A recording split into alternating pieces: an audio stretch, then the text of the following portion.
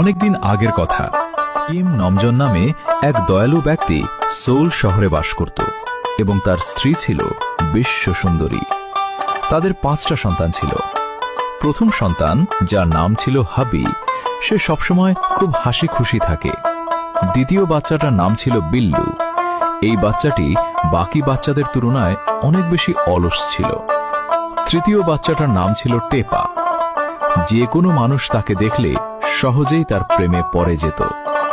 চতুর্থ বাচ্চাটির নাম ছিল তে। রূপে গুণে কোনো অংশ কম ছিল না তার। এবং পঞ্চম বাচ্চাটির নাম হল কুকি। বাকি 4 ভাইদের থেকে সে একটু বেশি চঞ্চল ছিল। কোনো জায়গায় স্থির হয়ে বসে থাকতে পারে না। সারাদিন খেলাধুলায় মেতে থাকে। বলা বাহুল্য যে সম্ভবত তার মাথার কয়েকটা তার ছিঁড়ে